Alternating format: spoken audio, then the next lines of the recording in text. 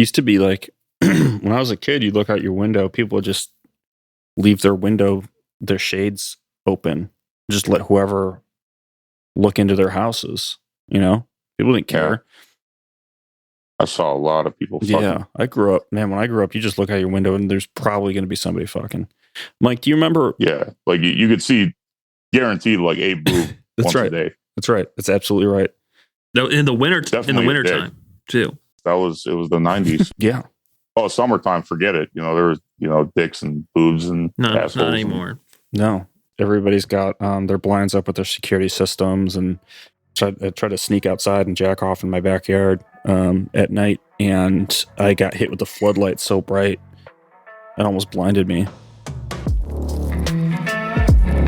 Welcome to the Fantasy Cast podcast, where three grown men pass the time by sharing their deepest, darkest fantasies. Here we go. During COVID, I was just shaving, cutting my own hair, and I fucked up once, and I just ended up shaving the whole thing, and I looked like straight up skinhead Nazi. Insane. That's the risk I run whenever I cut my hair too short. That's why I wear a hat at all times. I fucking hate having a shaved head. I am bald. Like if I walk around town, I have my bomber jacket on, my steel-toed Doc Martens, and my skinny pants with overalls. People just fucking throw shit at me, hiss at me. Nathan, you told me a story about one time you were in high school and you were learning about the teacher was talking about World War II and the word Aryan come up, and they didn't know what that meant, and she asked the teacher, and she singled you out. And Nathan would be an ideal example. That's a true story. That actually did happen. Put a pin in that, guys, because that's leading into my fantasy a little bit. So I'm glad you said that, Paul, because it's teased my fantasy a little bit. Mike, John, what do you guys got going on? You guys got anything you want to sound off on before we start getting into the erotic content? Yeah, right off the top, I got something to say. I'm pulling out of my parking spot like a normal person, minding my own business, pulling out in a normal manner. A bike almost runs into my car, going so fast. If you see a car pulling out, you heed the car, right? You just want to be a defensive driver on your bike. Then this guy's in front of me on his bike going really slow, and he's shaking his head to himself. He's like, oh, you know what I mean? At me. Like I did something wrong. I've been biking in Chicago longer than this guy's been breathing air. Yeah. You know what I mean? And then I see he's biking with a mask on and no helmet. You know what I mean? Yeah. It's just all the things of just all the violent fantasies that haunted me after that. While I'm picking up my daughter from daycare. Yeah. My lovely daughter, who's just so upset. She's the past couple of days. She's making me tired and angry. Yeah, I'm just so irritable and angry. And this asshole, how stupid is that?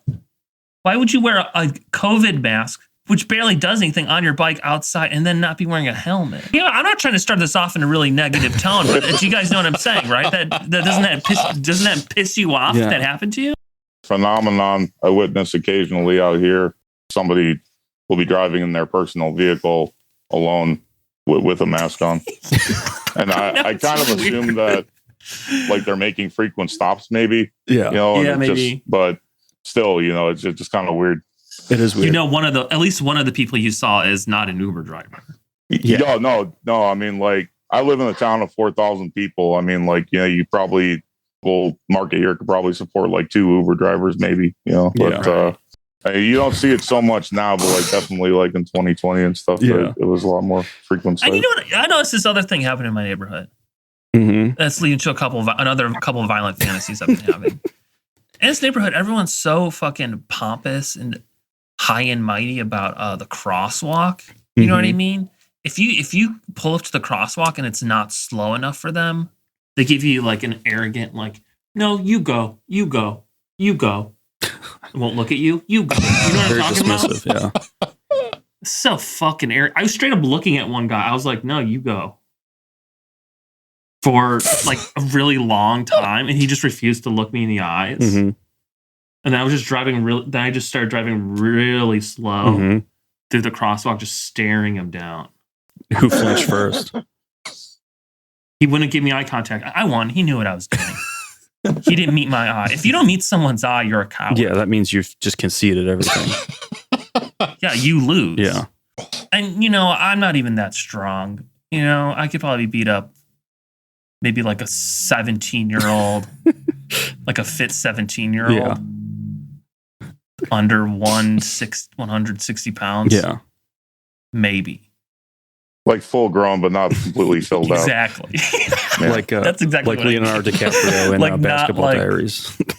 Yeah. It doesn't really get like that early 20s like bloat you would get. That's about as far as I could. Yeah, like could father a child, but not mature enough to be a father. Absolutely, though. Yeah, I hear you. It's crazy how much I fantasize about getting in, fighting someone, or just trying to escalate it so that they attack me.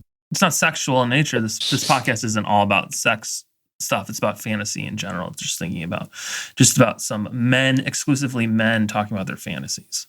So I want to introduce Paul to our listeners. Paul, we got just a shitload of new people hopping on this fantasy bandwagon over the holiday season. Really blew up.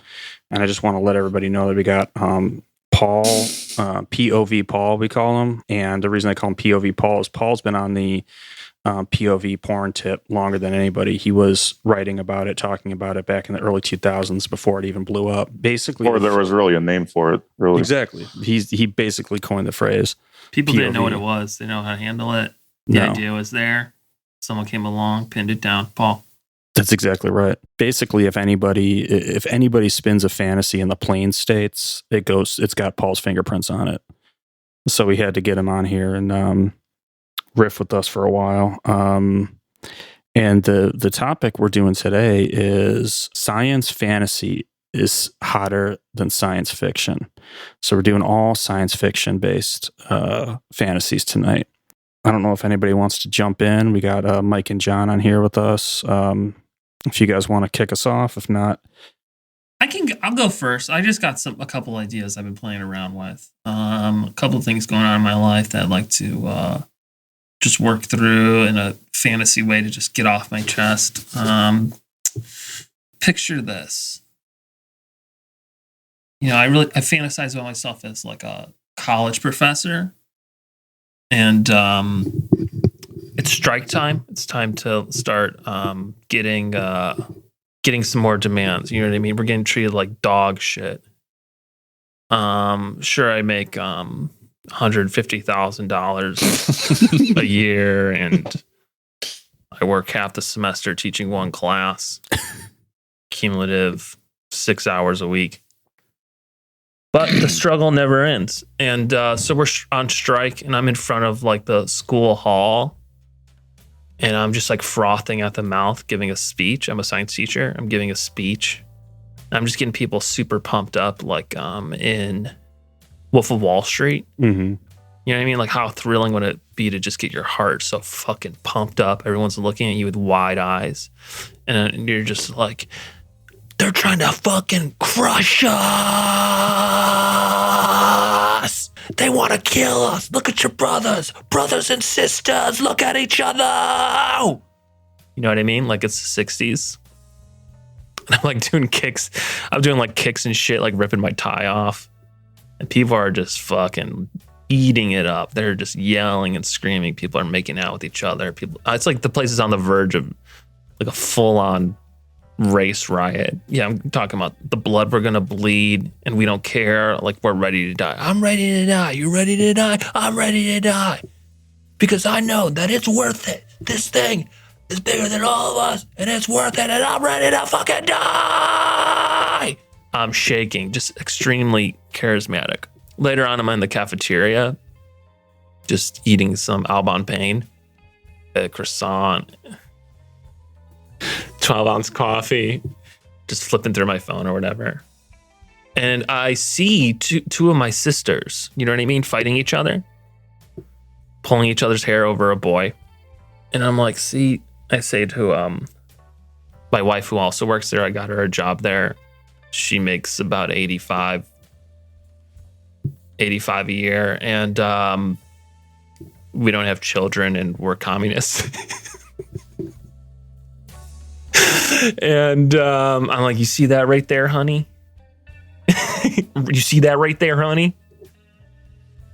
That's what's tearing up our families and shit. You know what I mean? I'm going on and on about how I'm like, I gotta figure something out. I'm looking at the two of them, just thinking, what's going on here? This ain't right. Cuts to the next scene. They're both behind. They're both in like glass cages, and I'm interviewing them. And I start mapping their brains, and I realize that all women hate other women. And I invent a laser beam that I can shoot at women's heads. It's a laser beam. It's like in the form of a pistol, and there's a backpack attached to it, a big tube. And I can shoot it at a woman's head, and it makes her not hate other women.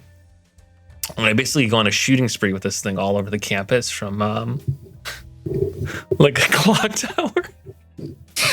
I'm just shooting like all the women in the head, and they're like immediately, they love women as much as men love women, and they all start getting along and stuff like that.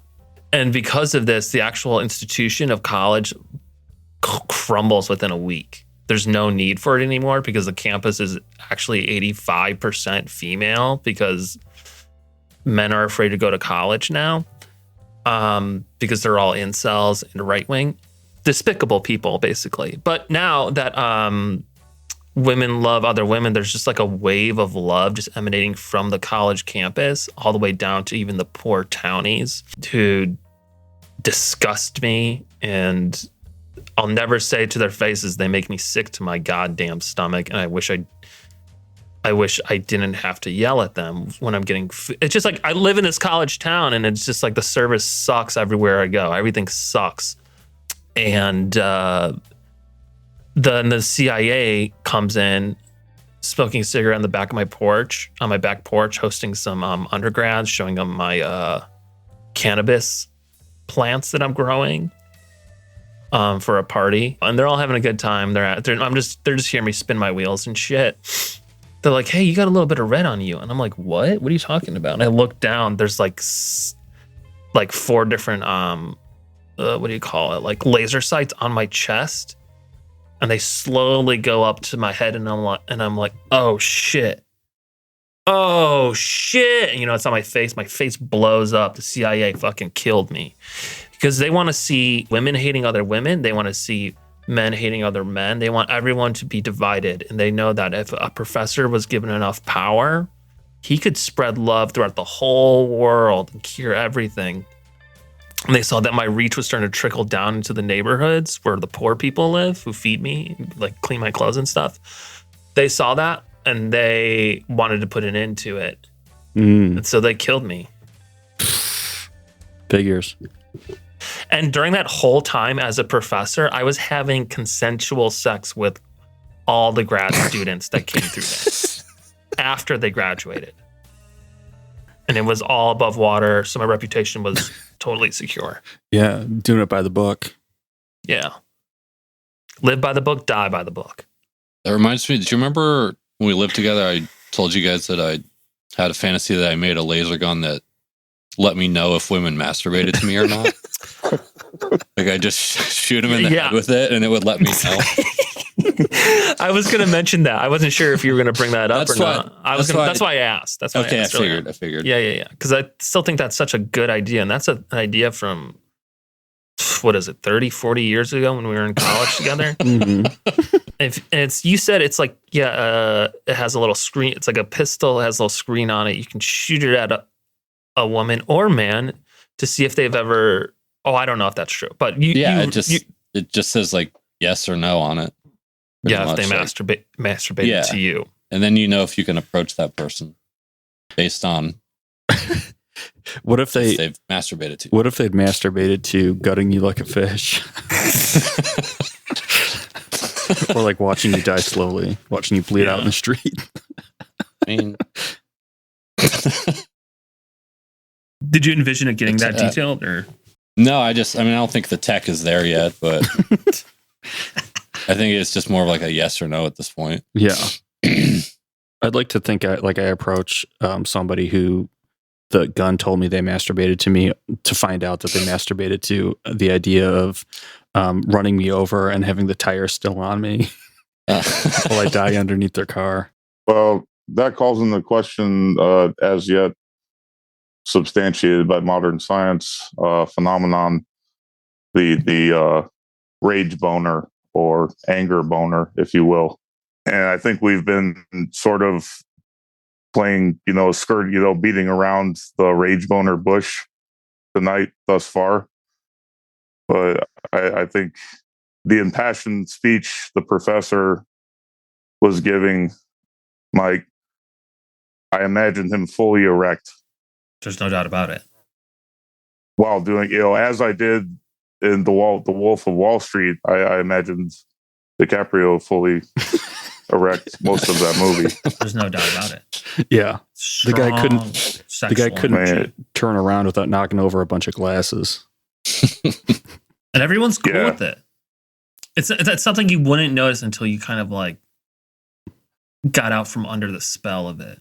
You'd be like, come to think of it, I don't think I've ever seen him without an erection.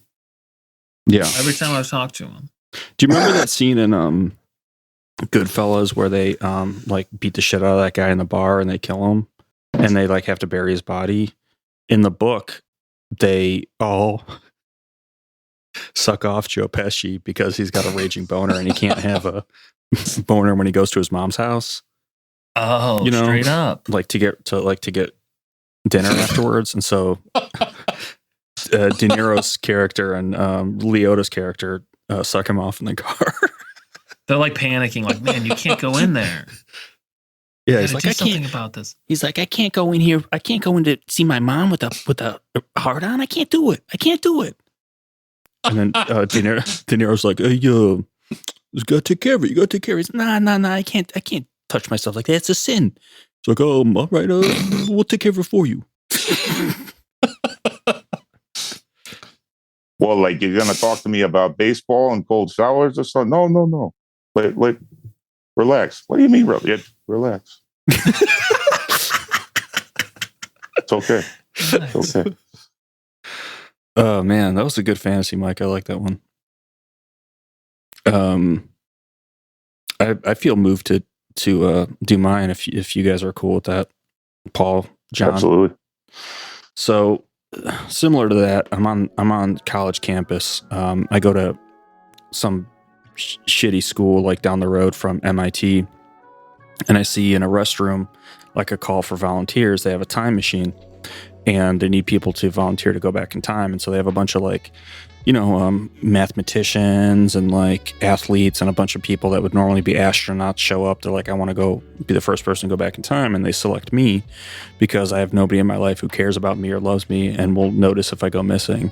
And so they recruit me to go back in time on this time machine. I'm like, where are you going to send me? And they're like, it doesn't really matter, where we send you. We're just seeing if the machine works. I'm like, okay, well, I got one opportunity to make a big difference in the world. I want you guys to send me back to 1920 Munich, Germany. Maybe I can disrupt this whole Nazi thing before it even gets any legs underneath it. Maybe I can be a hero and avoid, prevent the Holocaust from happening. So they're like, yeah, whatever, okay. So they say, you can fit whatever you want in the time machine, which is like the size of a closet. So anything you can put in there will go back in time with you. So I've got like, a couple of days to prepare. I've got access to a mall. I don't really have too much money, but I scrape together some coin and I get a bunch of stuff to help with my mission. I got a plan cooked up in my brain. I blast back in time, right? End up somewhere in the streets of Munich. Meanwhile, in some banquet hall on the other side of town, all the Nazis are getting together and they're trying to elect who's going to be their new leader, right? It's got Adolf Hitler and some other dude nobody cares about, who's heard about. And it's clear that Hitler's going to win, but they're all deliberating. Everybody is just bored out of their fucking skull at this thing. There's like, it's dry as fuck in there. People are falling asleep at the table. There's two guys playing soccer with their fingers and like a rolled up piece of paper. Someone has a comic book behind a Robert's Rules of Order book. Nobody gives a fuck. They're just like going through all the motions. And then suddenly out of nowhere, like the windows start to vibrate a little bit and they hear the thumping sound of Pitbull's hotel room service song getting louder and louder. It's like dun dun dun dun dun dun dun dun dun dun dun dun dun dun dun dun. And it's just pumping. Boom, I bust in one of those hoverboard, like one wheel hoverboard things, wearing a helmet, one of those t-shirts that looks like a tiger is jumping out at you, a bunch of glow sticks, and one of those Beats by Dre pods, and an LED belt. You know, it's got words going around it like they have in Times Square, and it says, "If you can read this, you're sucking my dick." And I just blast in that place, all glitz and glamour. Man from the future. I come in, everybody stops, jaws are dropped, they stare at me, and I say, "Men of Munich, future leaders of Germany, I come from the future, bearing gifts. Your great-great-great-grandchildren sent me back in time to make sure you guys party down." And I bust open this crate that I have, right? And I start throwing out all, like, I jump off the hoverboard thing, and I've got those wheelie shoes that you can like wheel around it. I bust open this crate that I brought back, and I start pulling out dildos, cock rings, blow up dolls, iPads hooked up to solar power generators, loaded with all the best pornography from the 70s, 80s, 90s, 2000s, 2010s. And they're just looking at me like they've, seen a ghost. Here I am, this guy from the future. And I'm like, "I've got one question for you guys. Do you believe in magic?" And I take a big hit off of a vape, and I blow like a big white cloud into the air, and they just stare in awe. I hit my Beats by Dre pod, and another like Pitbull song comes on. Oh no, that song, that Flow Rida song with T-Pain. It's like apple bottom jeans. And all these guys start coming around, like checking out the stuff that I brought, and it gets real fucking crazy, real fucking fast.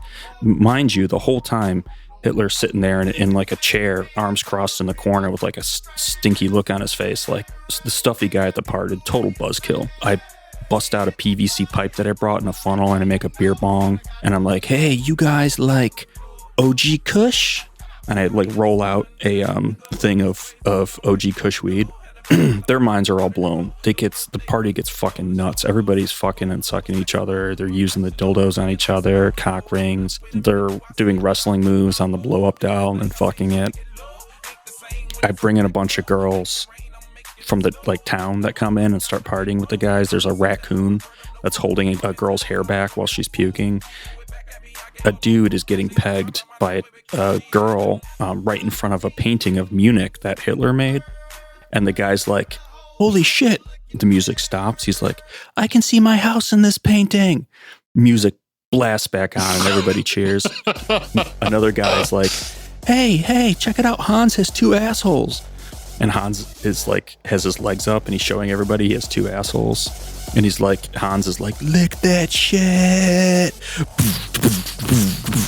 So this thing is just this party is going fucking ape shit crazy. And Hitler is just pissed, absolutely livid. He walks over, he grabs the Beats by Dre pod, smashes it on the ground. And it's basically like record scratch. Everybody stops and he's like, "You fools! Are you going to buy this spawn of Satan's witchcraft?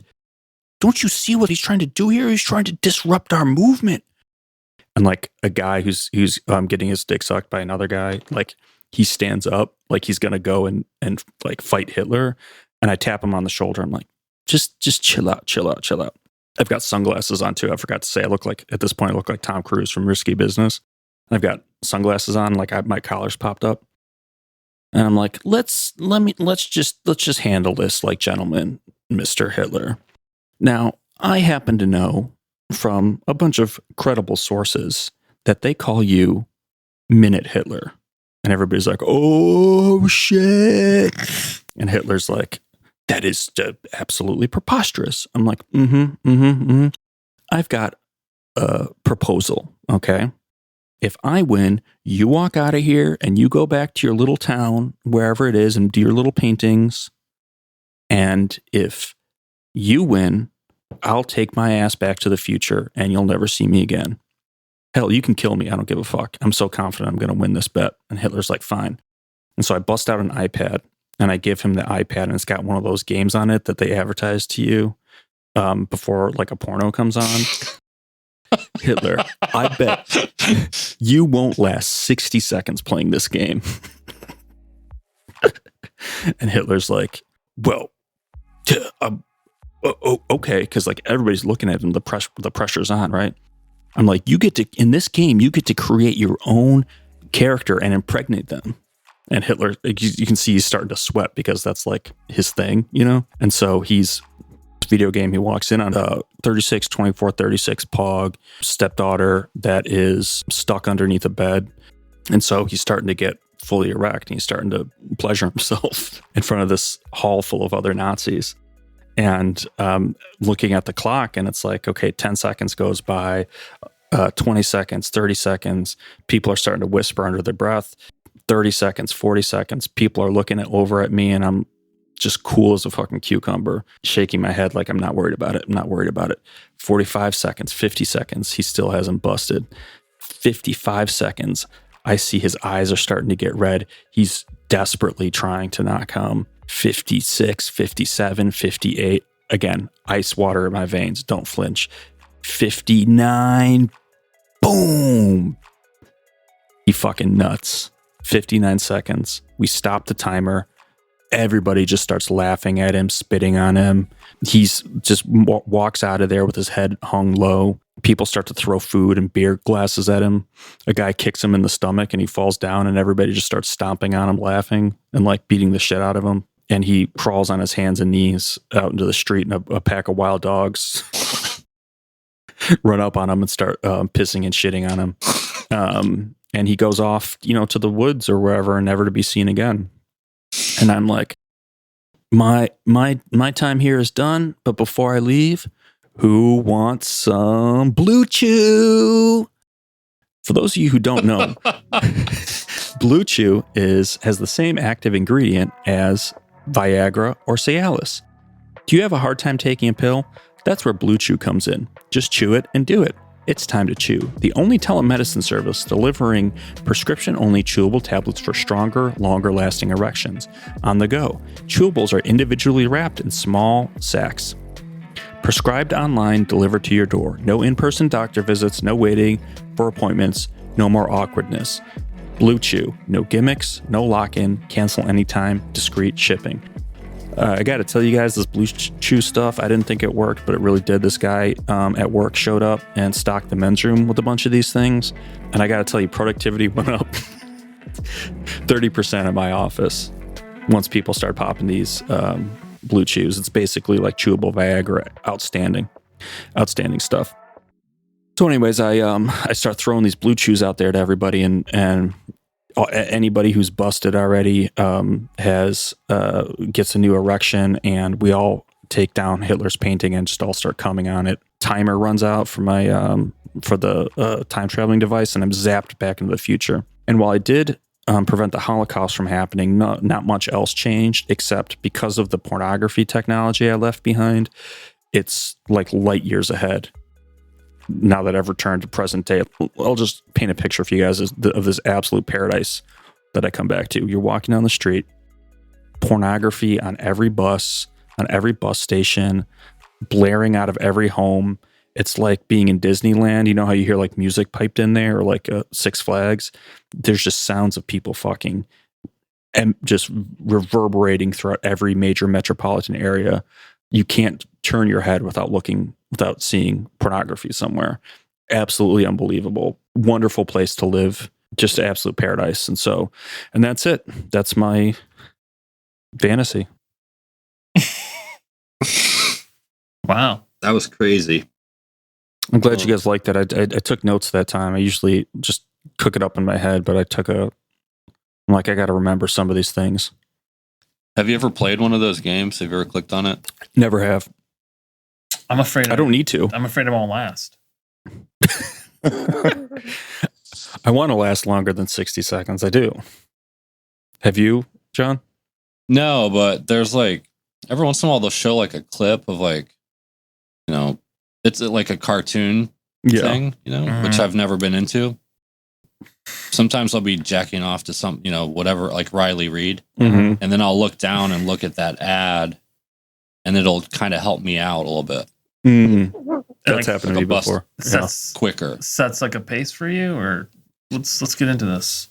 It's just like something new, you know, like instead of, I've got a small computer, so I usually only have one screen open. This allows me to look at multiple things I want to fuck on one little screen. You know what I mean? Yeah, double the pleasure. I get it. Sure. Have you ever played one of those, Paul? I've never played one of those games. However, I do find myself like I had a friend that like could only watch like lesbian stuff because like introducing a dick into there would ruin it for him. I'm not like that. I don't mind. I mean, as long as it's like doing something. I think my go-to is X videos. They have these like GIF ads on the side of and I find myself refreshing the browser to pull up the different ads because some of them are just but like it's just like a close-up of like using a device to a guy using a device to jerk himself off. Yeah, it's like disturbing. It's distracting, you know. You know, I mean, like, you know, I need like, you know, instead like would you fuck ugly women or like these moms need love too.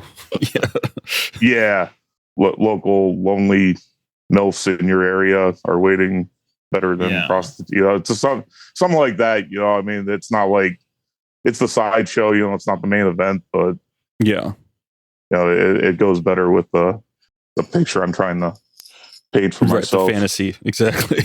You only get a certain amount of time to really, you know, watch pornography. You know what I mean? And you just want it to be right. Yeah, you know? Exactly. You want it to be right. And it's like if a game's challenging you to bust too soon, it's like, what's the rush? Yeah, I also don't want to play a game where I'm not going to win. You know what I mean? I don't want to play and get frustrated because I can't beat a level. Yeah, you get really angry. I just straight up don't buy it, actually. It's not like when I was younger, like I got to space it out like every so often, but like, you know, if the next so often is like too soon, then, you know, I find myself like, you know, half hour turns into like an hour and a half. And it's just the things I type into, you know, Google, you know, image search to find, you know, I like finding videos via image search. Yeah. Like the thumbnails. Yeah. Yeah. And my things I come up with just sort of get like weirder and grosser. And it's like, can we just get this over with? Right. I just don't buy you won't last, you know, no fucking way, man. I mean, like, you know. None of us are brave enough to click on it, though. Have you noticed that? We all keep talking about it. We're talking about it nonstop or thinking about it. We all know what we're talking about. Neither one of us had the cojones to click on it. Mike, I know you're not big on bucket lists, but it's a bucket list item. Like one day, you know, I'm just going to do it. Yeah. Fuck it. Yeah. I feel like I'd have to, I don't know, really, up for the challenge in a relaxed state where I'm not going to get upset, smash the computer if I lose.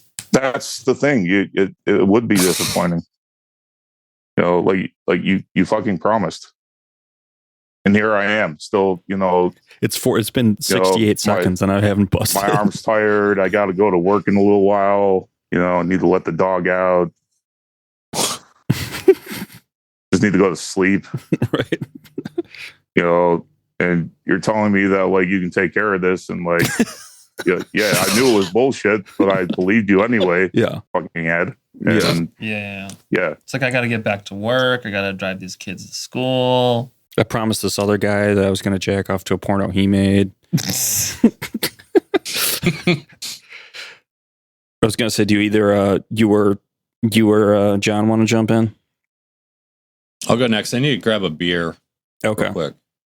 John's pissed off again. Yeah, he always leaves mid podcast to. You just see him gradually he's just getting more and more agitated, more angry. He's fucking fuming.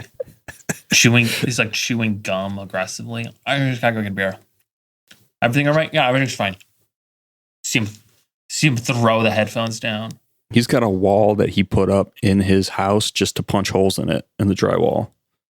Ah. The guy's sick.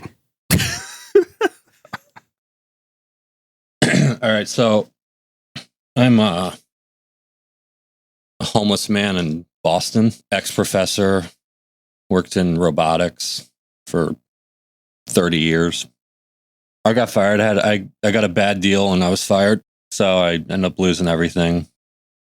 I'm behind a bookstore, sort of camped out, find this medical journal, like a recent one, and I see that it's my ex-lover and colleague spearheading this new robotics project that could potentially save the planet.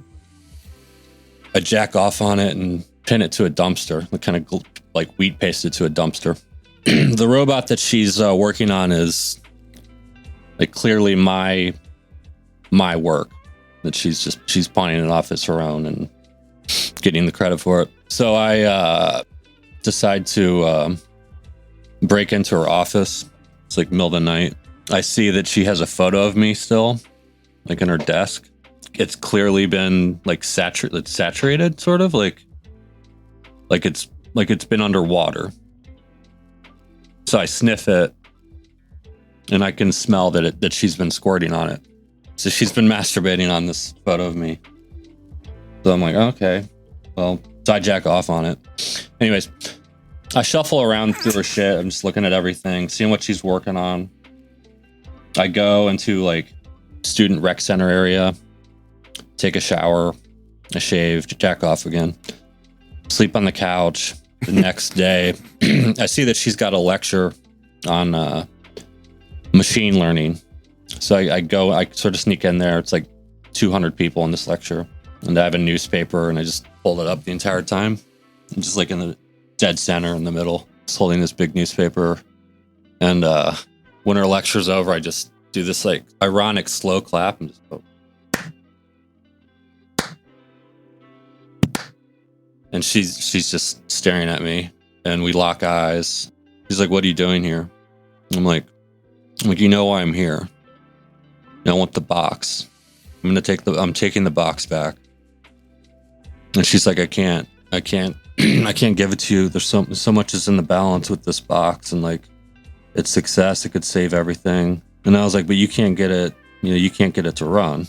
She's like, we're working on it. I have a team. I was like, well, let me join the team. I was like, that's my idea. I know, it was my life's work. I was like, you don't have to pay me. I just want to work on it again. And she's like, all right, we start tomorrow. I go in the next day. We get in like a little argument over our relationship. And she like cheated on me. I kind of like accuse her of how things went bad. I'm just like, did you fuck him? Did you fuck him? Did you fuck him? Did you fuck him? Keep going back and forth. She puts her hand on my back to settle me down. She sort of slides her hands like under my pants. She slides her hand like into my pants on my ass cheeks. And then she puts her finger in my ass, and I sort of I coo like a baby. I'm just like, and then she walks me. She's like, I want to show you something. So we walk over to the box, and I'm just like, I'm all hers. I'm just like a fucking child at this point. She shows me this room, and the box is in there. It's just this little, really tiny box. It's covered in hair. So this is what I built, and it's like can't really think of what it does. I was thinking it's just a robot. Then I was also thinking it could be like a bomb that we could send to like an asteroid, and like it could regenerate and send itself back. something crazy, you know. We're looking at it, and she's like, I've tried to alter it in so many ways, and we've tried so many things, and it just won't respond to me. And I was like, well, you don't like. I was like, what have you tried? And she's like, we tried to shave it and like try to get in there, and the hair just grows back so quickly. We can't seem to get in there. Her team shows up. They're behind these, you know, like mirror. It's like a double-sided mirror. This box is in the center, and they send me in. I have like a lab coat on and like sort of like hazmat type gear. And I walk in, they lock the door, and I'm just like, keep the door locked, no matter what happens.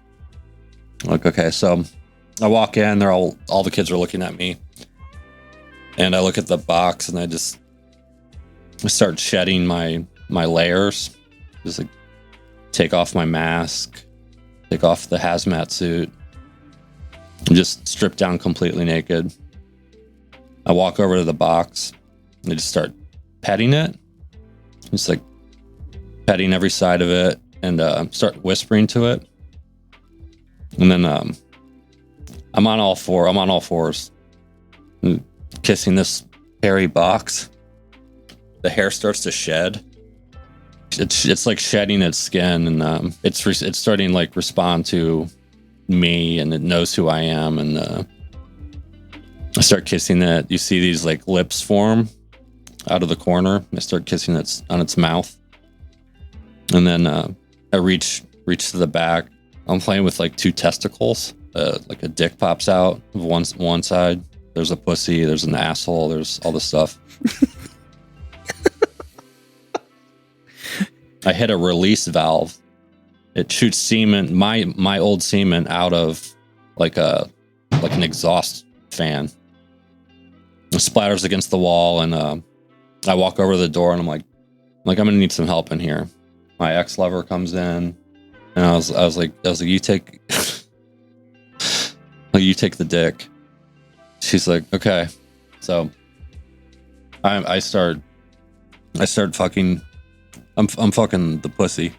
The professor is riding the top of the box, and like the box is, it's a robot. So it's getting more and more lifelike. And I call some of the students, and I'm like, you guys get in here. Everyone's kind of groping this thing, and it's just like, it's loving it. There's like a few kids that don't want to participate, so they kind of watch and jack off. And then eventually the robot is sort of fully formed, and she gives me the rights and the patents to the machine. That's fantasy. What does it look like when it's fully formed? I just keep picturing a pile of hair with dick, a pussy, and an asshole, with things coming out of it. I pictured it as like a really small thing with like, yeah, it's tiny. Little legs come out, but strong. A little penis shoots out of it, like flops out. One of my notes is it pushes me down and rides my face. That's cool. Yeah. Yeah, and it also shows how fucked up I was, as a scientist. Mm-hmm. And, it still has your old cum in it. It's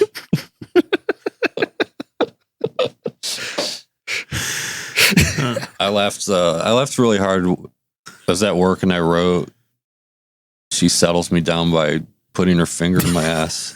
That was really disturbing and weird. And she's walking you around. Was I picturing that right? Like I'm on a leash. Leading you by the anus? She was, yeah, I was just like a puppy. Like, yeah. That's really something. Paul, you want to jump in?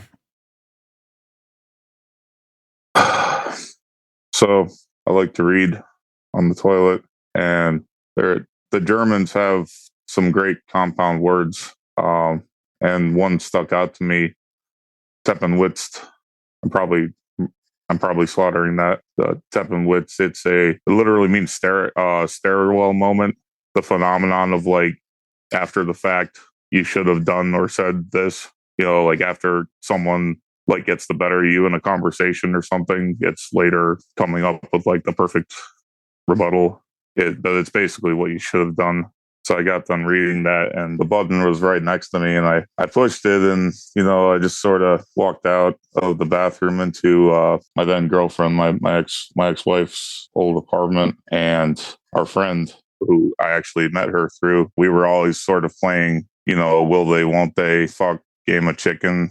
Well, she kind of got bold that night. My then girlfriend was in the shower, and she asked me, when you two have sex tonight, can I join in? Now, I didn't say anything. Remember, it's what I should have done. I didn't say anything. I just unzipped my pants, pulled her face. Okay, like if you really mean this, she does it. And I didn't know what else it would lead to, but, it was happening. And I just sort of zoned out in powerful 20-year-old alpha male ecstasy. I reached kind of out, and here's that button again, and I pushed it, and I kind of come to, and I'm in the cockpit, and everyone else is in cryo sleep. We land on the planet that we had life signs from. It's not life as we knew it, but close. It's this, okay, they're all blue. They have this orifice on the top of their, what I'd call a head that they talk and eat through. Their food, they eat fruit that hangs low from trees. They're about 2.5 foot high. As an envoy of Earth, I take my mission seriously at first, but they gave me their traditional drink.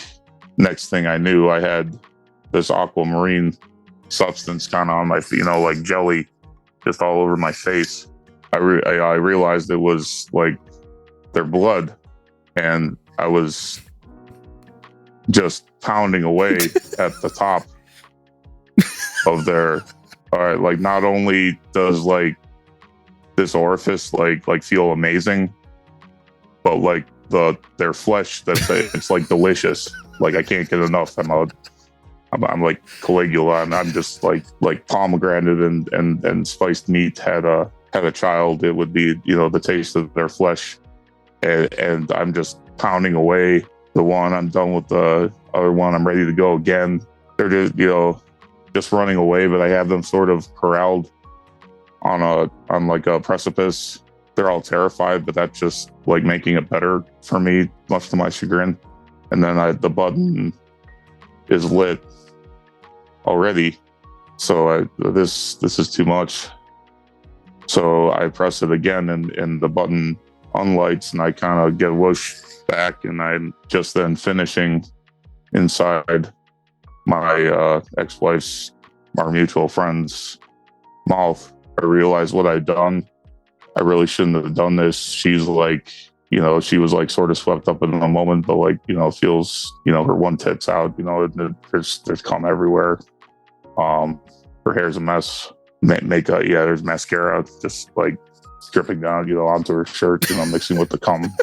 And we hear my ex-wife getting out of the shower.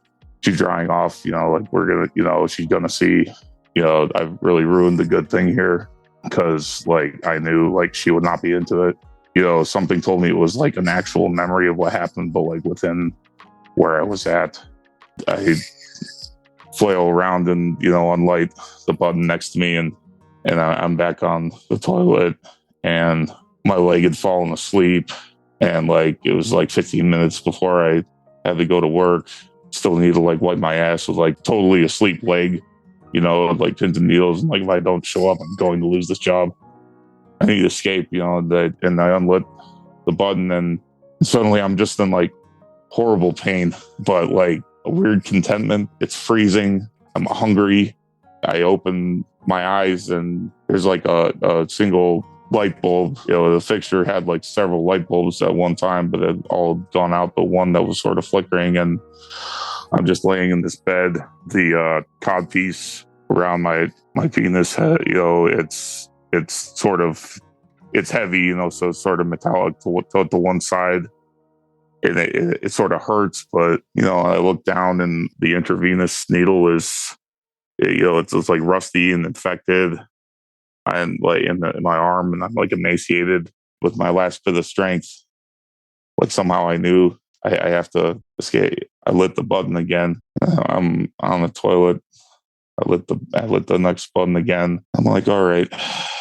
My girlfriend comes out of the bathroom, and I'm like, I got this.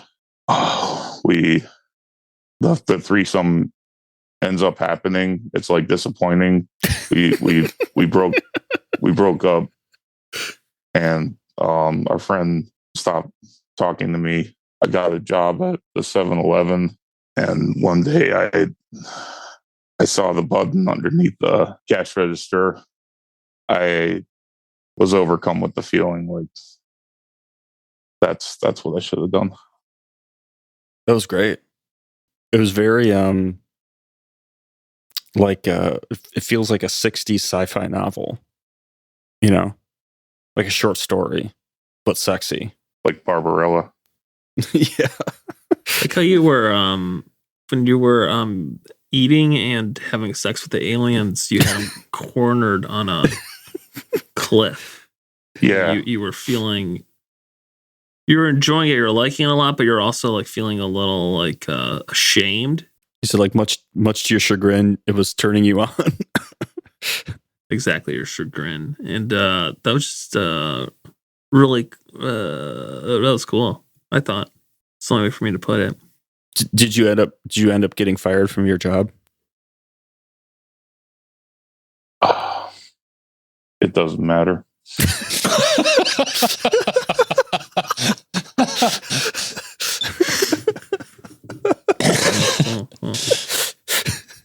Yeah. When space and time means nothing in that respect, it really doesn't matter. When you can transport to different worlds and different times. Yeah, when you've seen what you've seen, who gives a shit? Here's an idea I got. Let me just bounce it off you guys. It's like a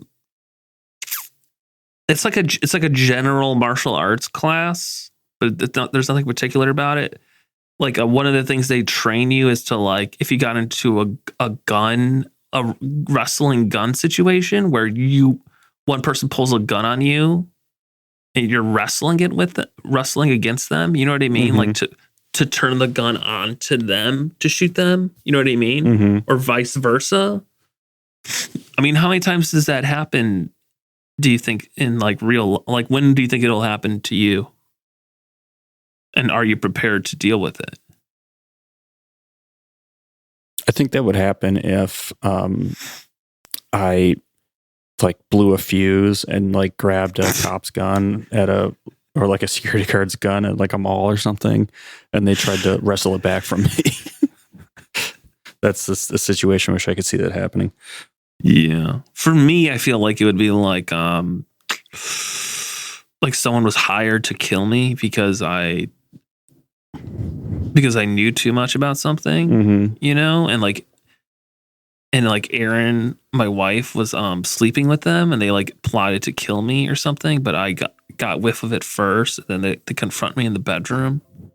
You mean they pull a gun on me, mm-hmm. and then I lunge at them. Paul, you with me on this? Yeah, I was in